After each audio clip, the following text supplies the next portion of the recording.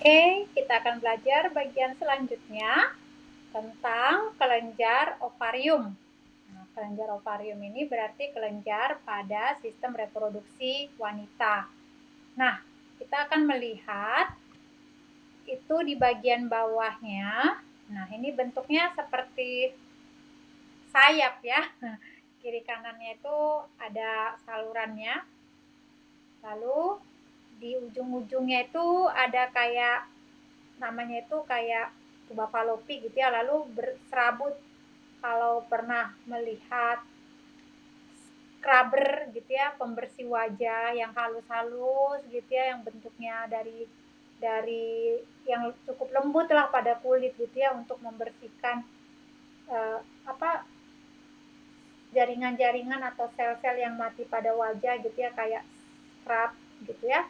Nah ini tapi dalam bentuk yang kayak sikat gitu ya, sikat halus. Nah ujungnya itu seperti itu ya, bisa dibayangkan gitu ya, dia berambut-rambut. Nah lalu dia itu dua kelenjar yang berbentuk ovarium, berbentuk almond. Kelenjar ovarium itu dua kelenjar yang berbentuk seperti almond, menempel pada uterus lalu yang ada di panggul kiri dan kanan gitu. Jadi di panggul kiri dan kanan itu terdapat dua kelenjar ovarium pada uterus, dinding rahim gitu ya.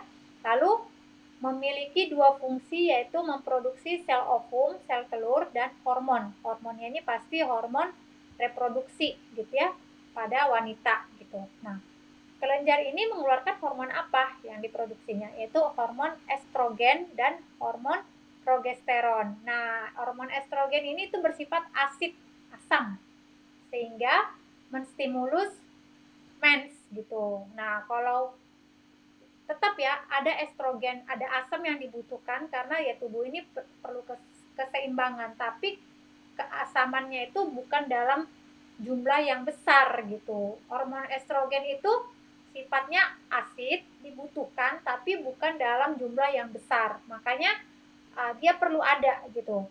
Nah kalau dia nggak ada, maka nanti nggak ada mens gitu, nggak terjadi mens loh, mensnya nggak nongol-nongol nih gitu ya.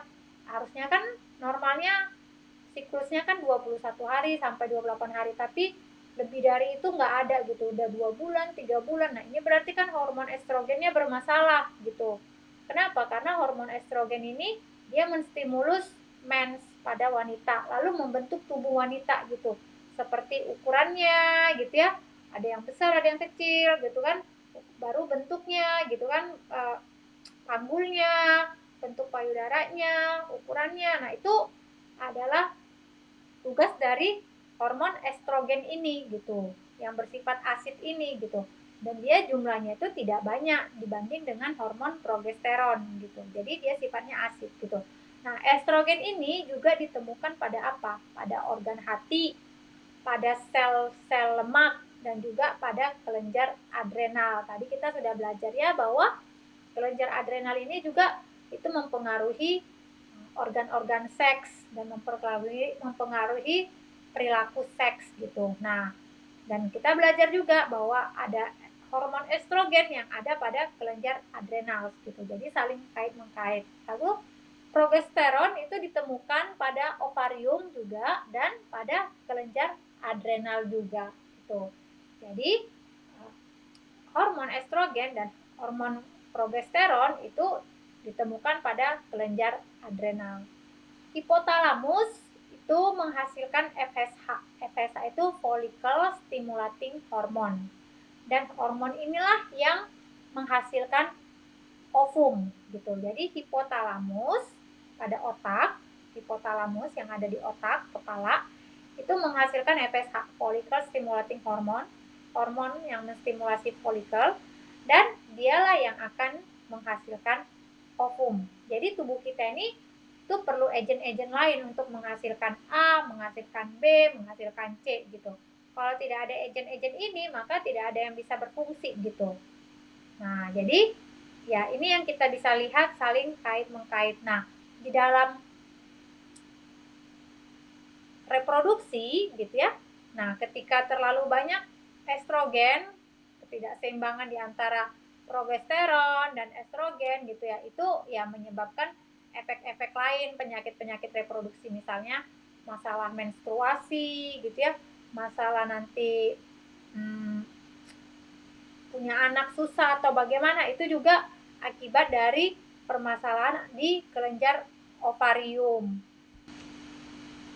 Jadi sangat penting ya untuk menjaga keseimbangan antara ya kelenjar adrenal dan juga kelenjar ovarium. Nah, si kelenjar adrenal ini kan dia tadi yang mengontrol ya progesteron gitu kan, hormon ini gitu. Ketika kelenjar adrenal itu low atau tidak perform dengan baik, maka dia tidak bisa menstimulasi atau mempengaruhi organ-organ hormon progesteron gitu. Tidak banyak yang dihasilkannya, sehingga yang dominan apa? Yang dominan itu si estrogennya, sedangkan estrogen ini kan bersifat asid gitu ya. Nah, kalau dia tidak di counterbalance dengan si progesteron, maka si estrogen ini yang akhirnya dominan. Nah, kalau dia dominan gitu ya, itu kan menyebabkan masalah-masalah seperti menstruasinya jadi tidak stabil gitu. Harusnya sekali 28 hari atau 21 hari, jadi frekuensinya lebih sering gitu kan. Lalu jumlahnya jadi mungkin tidak normal juga gitu kan. Nah, ini kan karena apa? Karena si estrogen tadi terlalu mendominasi gitu. Nah, kenapa si estrogen mendominasi? Karena progesteronnya lagi low. Kenapa progesteron lagi low? Karena kelenjar adrenalnya lagi low. Nah, jadi masalahnya di kelenjar adrenal. Berarti kita melihat ya bahwa si kelenjar adrenal ini tuh berefek besar, berdampak besar pada organ-organ lain dan pada kelenjar-kelenjar lain, sehingga kita perlu men-take care kelenjar-kelenjar kita supaya ya dia bisa berfungsi pada tempatnya gitu. Dan khususnya pada kelenjar ovarium, berarti si progesteron itu bisa tetap terstimulasi dengan baik dan dihasilkan dengan baik, sehingga bukan si estrogen yang mendominasi, bukan si asid ini yang mendominasi gitu. Nah, jadi ya masalah-masalah kewanitaan yang berhubungan dengan hormon kewanitaan yang mempengaruhi reproduksi, yang mempengaruhi sel ovum, itu tidak terjadi karena kelenjar adrenalnya strong, sehat, dan dia bisa mendominasi atau menstimulasi progesteron, dan akhirnya dia yang menghandle kelenjar ovarium dan organ-organ lainnya untuk berfungsi dengan baik, bukan si estrogennya ya, karena estrogen ini sifatnya itu asid.